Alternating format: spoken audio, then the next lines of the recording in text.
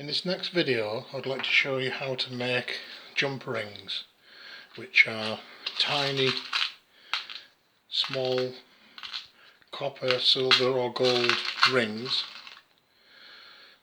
for making bracelets like these Persian and Byzantine.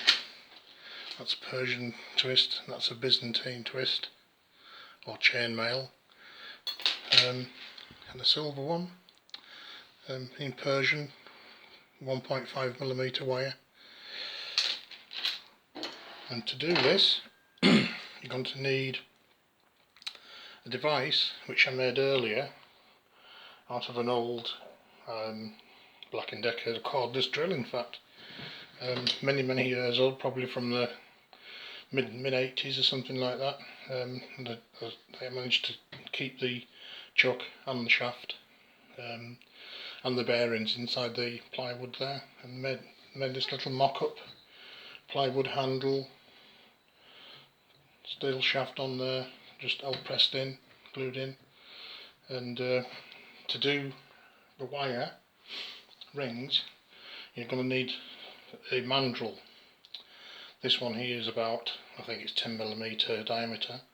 As you can see, I've drilled a small hole in the end nearest the chuck, so you place that nearest the chuck, leave the hole proud, and then you talk to your friendly electrician who's doing house rewiring, etc., and you get some normal everyday household cable wiring, strip off the plastic, and you've got perfect preserved copper wire.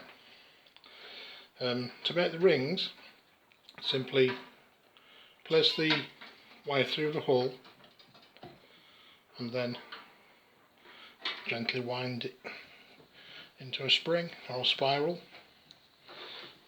Carry on doing this till you get to the end.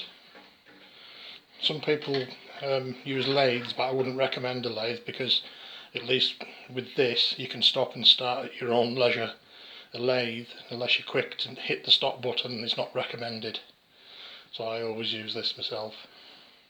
These are commercially available, but with a bit of intuition and know-how, you can make something simple like this just for a couple of pound.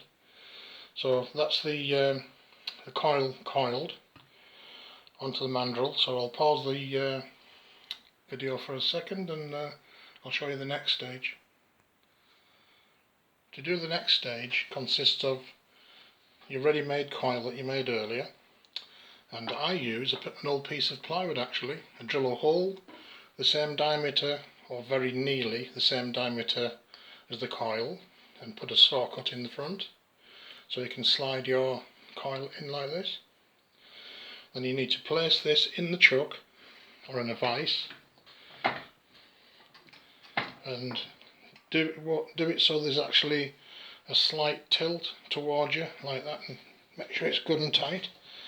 And then using a piercing saw, we'll go on to the next stage in a second.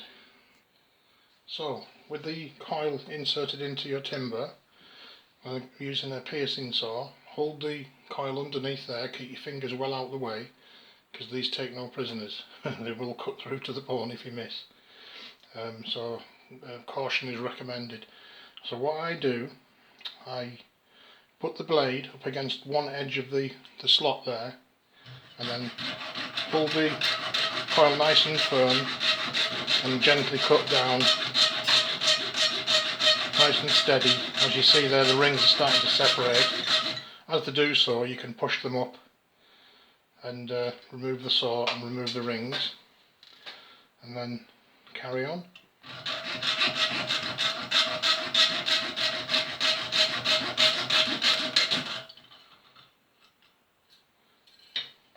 A few more.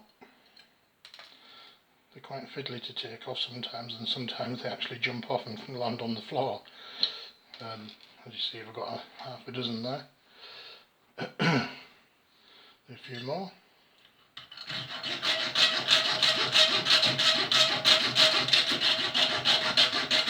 And you carry on until you've done the whole coil, and you end up with some nice very square edged jump rings. Doing it this way you get a perfect square edge, when you twist back together. I don't know if you can get it into focus there. When you twist them back together you get the perfect flat joint. You can use the jeweller's type flush cutters, but you still never get that perfect square edge with these. That's why I prefer to do them with the piercing blade. But it's quite simple as that. That's how you make the jump rings. And what I'll do, I'll put a tutorial which I got the idea from off the internet to show you how to make the bracelet. So that's this stage done. So just to go over it again, you can choose different size mandrels and just pieces of scrap wood like this. This one's got a V cut in it, this one has a straight cut, it doesn't really matter, but that will hold your coils. There's another one I made, that's like a bench stop, which does the same thing. This one here you can actually slot, if you're doing metal work you can actually slot the metal in the groove there and do some cutting if you wanted to. That's just a little idea I come up with. And by the end of it you'll end up with nice Persian chainmail bracelets like these. The copper ones, also used for rheumatoids, and which I believe works. It works for me certainly. I'm getting on in years now, so sometimes when I'm feeling achy and I'll put one of these on for a few days and it seems to sort it out. But they actually look nice and medicinal as well. So I'll put another link to how you work out the ratios on these in the comments below. So thank you again for looking. Bye for now.